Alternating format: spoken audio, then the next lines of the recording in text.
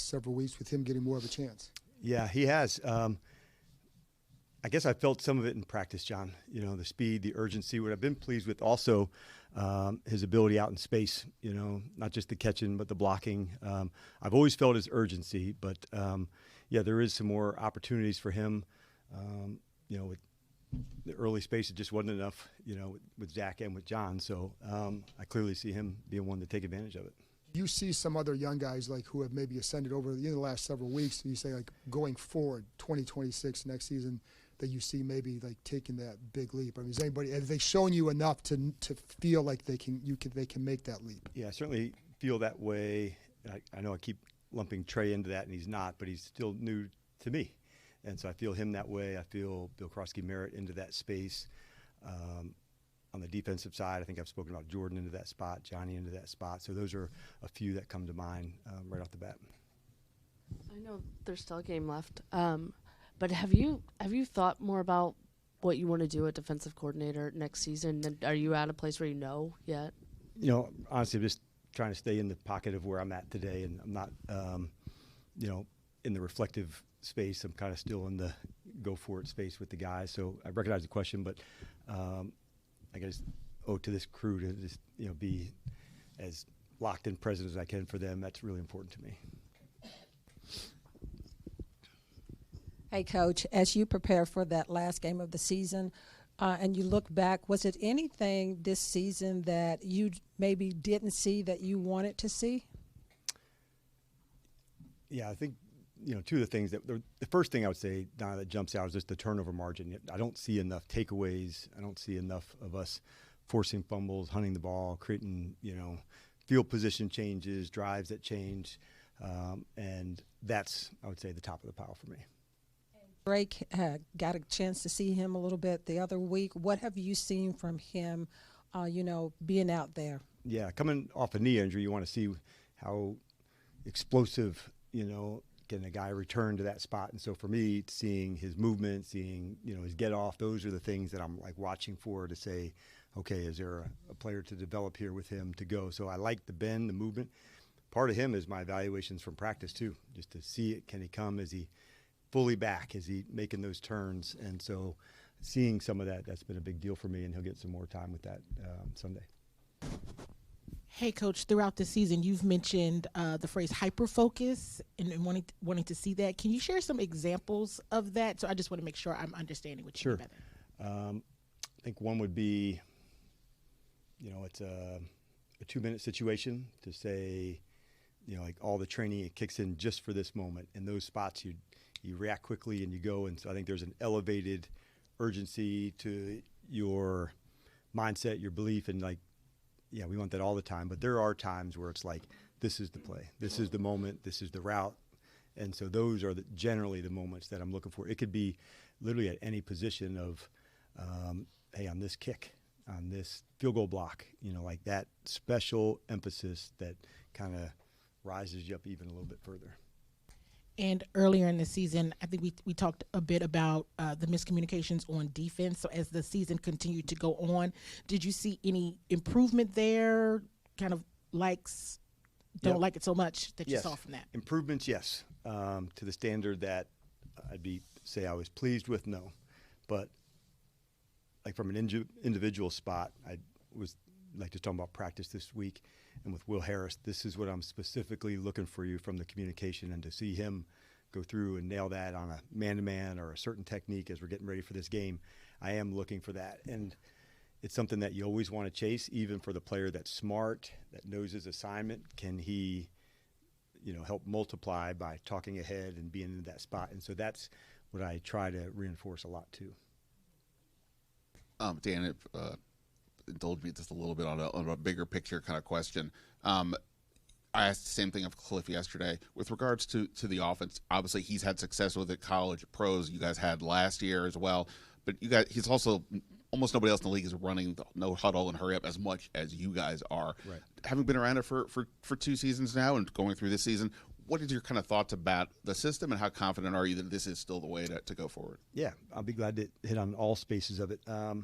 There's things that I like about when you're in no huddle and doing it more than most, because it does add a challenge on the preparation side, like from my perspective from a defense. So for sure there's elements that, okay, that's good, that's not. I would say you want to make sure you always are emphasizing the things that you can do best. And so do they tie together, the runs, the passes? And I think that's something that we'll continue to look at.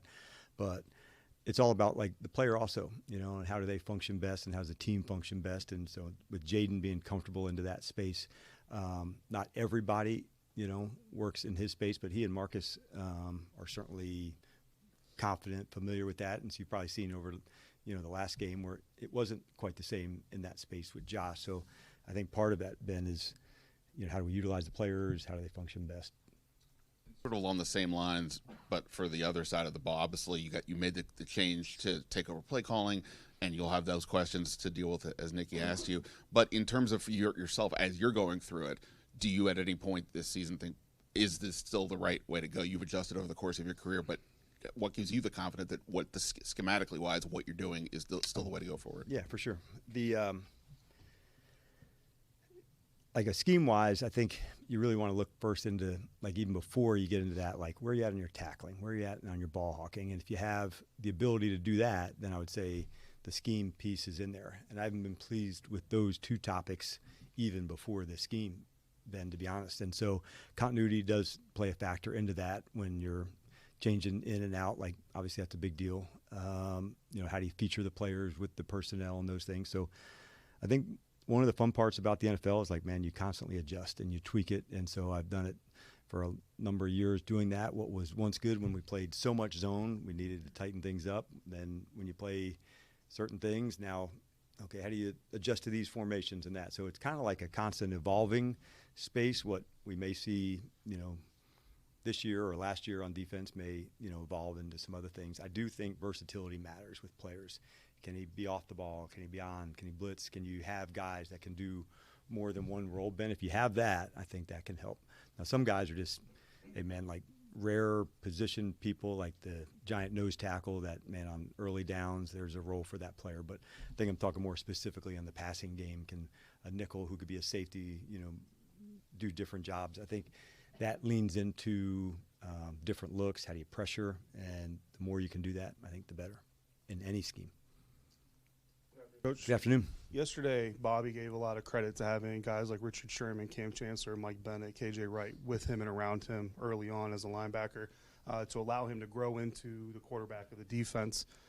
Given your experience with him, obviously, how important was that to his development in your recollection? Yeah, I think that speaks to some of his humility too. He was very much in the middle of all of this communication.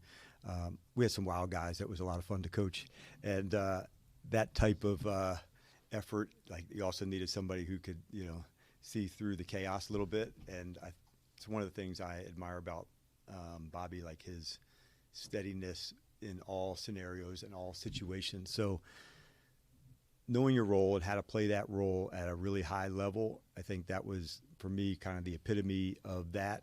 If you could have known what Cam Chancellor and Earl were like as safeties, they looked different. They played in a different style, but they both were safeties. But what they played and how they played it, I think, was at an elite level. And Bobby and KJ Wright, also at linebacker, had unique traits of what they did. KJ was somebody that guarded the tight end at like a really, really high level. He was super long. So I think when, like, speaking to Ben's, you know, when you find somebody that has a role, they can do something really unique.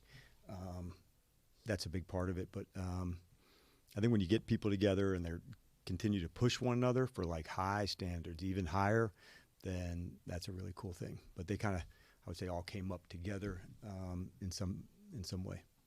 And kind of transitioning that experience to Jordan McGee's development, obviously the snap counts have gone up, which is a signal that you guys are trusting him more and more.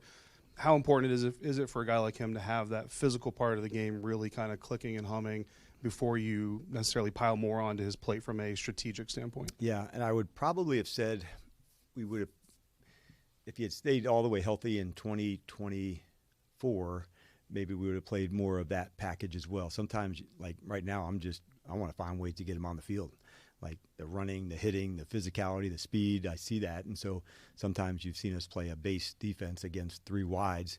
It's not because we think we can guard it better, but it's a chance for him to get more snaps and more playing time. So he's earned it. But it was really more by me of saying, there's a guy we need to just find ways to, get him around the ball. And the playing experience helps. You're in the fight, you're going. The package, although it's not super extensive, he's making his impact felt. Kind of a broader question about Cliff now This having is Broad Question Friday. Broad I will Question say, Friday. I'm not in a big reflective mode, guys. As much as I know you guys can be, just understand, man, I'm still in the game plan mode too. So please understand that. Well, this is kind of pertinent Yeah, to this but I week. heard Nikki Butt earlier. But go ahead. I'm just messing with you, Tom. Cliff has had to work with so many different quarterbacks and guys coming in and out, and I Yep. just wanted to kind of get your thoughts on how he has handled that and adapted with that. Yeah, and receivers too. And I think those two positions often, have so much timing, communication to go through it. And I think like Bobby Engram and Andre and, being in concert with that,